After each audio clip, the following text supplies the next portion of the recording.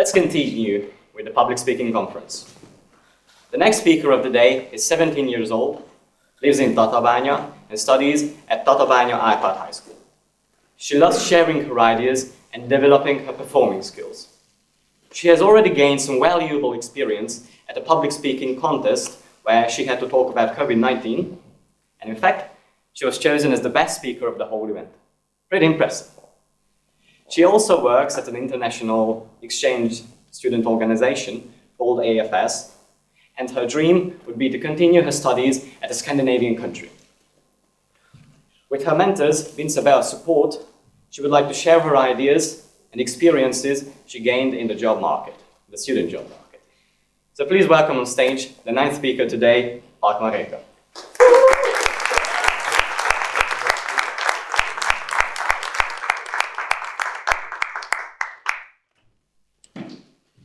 When I was a child, my grandpa used to tell me how hard life was in his days. I had to go schools miles away, and there was no car back then. I didn't have time to study, because I had to help on the fields for my parents. Summer holidays were not fun at all. They just meant more work. I mean, sounds familiar, isn't it? Although today it's optional for students to decide whether to work or not, more and more of us consider working part-time during the vacation. I started working when I was 15 years old. I had a huge desire to save up enough money to study abroad for 1 year. I've never stopped since, but nor did I study abroad. Working as a young girl made me realize things I could never see without working. It was really an eye-opening experience. I had numerous short-term jobs, factories, restaurants. I've even worked in Interspar and as a babysitter. So you can see that I really like to work, but it matters so much where I do it. I would like to ask you to raise your hand if you have already had or any sort of summer jobs or part-time jobs so far. Okay, impressive. So, for those of you who haven't, I can tell that in the future, you might experience hot and cold, just as I did.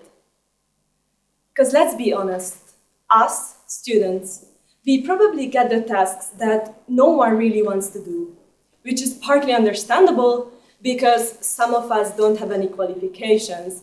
And some students just go there without the intention to actually work. They sit there and do nothing all day. I vividly remember how one time in my factory, my machine was broke. It didn't scan the small plastic component, so the metal nails couldn't be attached to it. I heard footsteps nearby, saw a familiar engineer, so I called him. Hey Steve, could you come please? Take a look. Yeah, sure, stand aside, I'll fix it.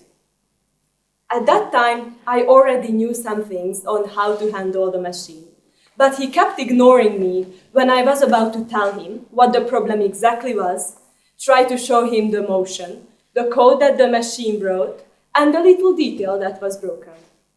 Instead of listening to me, he kept doing everything again. The next thing I remember that a group of people were chatting over my machine. I felt disappointed because I wasn't included during the process of solving the problem. But at the same time, I was the one working on that machine. We all know that if we don't get included in a group or in a lesson, we can easily lose interest about that topic. The same case happened with me. When I was at work the next time, I kept putting less and less effort in it because I just didn't feel that my words count. But if that would be all my experience, I wouldn't want you to rethink student jobs, would I? So 2 years ago, when I was searching for a more interesting and engaging job, I came across an advert saying that a nearby restaurant is looking for a kitchen assistant.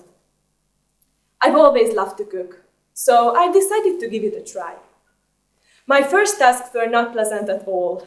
I was washing the dishes, cleaning the fridges, and cutting onions crying. but I was there every day trying to do my best. As I got to know some of the chefs, they were slowly starting to trust me and got me bigger and bigger tasks to do. One day, a chef was missing, but as it was a hot summer day, they were expecting many orders, so they really needed someone at the kitchen countertop. The next moment, I was standing there, not knowing what to do, but at the same time so excited, because I finally became part of the team. I worked very hard on that day, trying to keep up with the orders, refill all my ingredients, and keep my countertop clean. After more and more occasions like that, I've noticed some differences. They were starting to joke with me, tell me stories, cooking tips, share recipes. I was out in the breaks with them. I became part of the conversations and the team. And believe me, after this experience, I can really make the best scrambled eggs in the world. But what really mattered is that I felt worthy and motivated to work more, as it was just truly enjoyable. I was proud of myself, really. Both places had one thing in common: the way I was treated at first. It is true that us students have, maybe this is too big of a word for that, but get stereotypes about us and we get discriminated by them. But I do not want to send this message. I want you to see yourself as the clever and worthy people as you are. And I want others to also notice this. We all know that our actions have consequences. And that's why I think it's not impossible to break stereotypes. Because I believe, after my kitchen job, my chef will really rethink the tasks we are able to do. Maybe next time, when a teenage girl is applying for the job of a kitchen assistant, he will not only consider her as someone who can just wash dishes, but also as somebody who can be a worthy member of the group. And I would like to take it a little bit further. I was thinking that if every one of us would work a little bit harder, we could have so much options. We could get jobs that actually align with our values and future careers. Just imagine how cool it would be to do an internship at a translator's office, an informatic or a marketing job, or be an assistant at the vet before we even have to decide what we would like to do for our whole life. Each time I came across a job vacancy that I've actually liked, I've always had some sort of barrier in front of me, like they required an active university status in that field, or already a diploma. And I'm sure that this have happened with some of you too. Not to mention that we are in possession with a lot of skills that the schools are trying to teach us right now. And finally, we could not just benefit from it in a theoretic way. We could actually use our knowledge and take it into practice. Because we all know how boring is that grammar lesson at the 8th hour of a rainy Wednesday. But maybe we could use some information from it in the real life. But nobody can do this alone. Nobody can change the system alone. I know it's a long process. However, nobody can work hard instead of us. Nobody can increase our opportunities and responsibilities instead of us. So we have to do it for ourselves. So next summer, why not try to give your best at the Lángos buffet near Balaton? Maybe if we would all work a little bit harder, we could increase our own opportunities and break the stereotypes about us.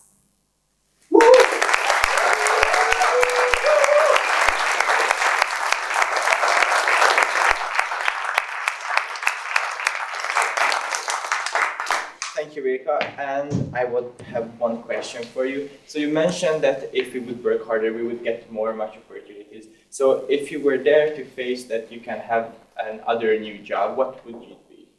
I think it would do something with translating about language or working in a group.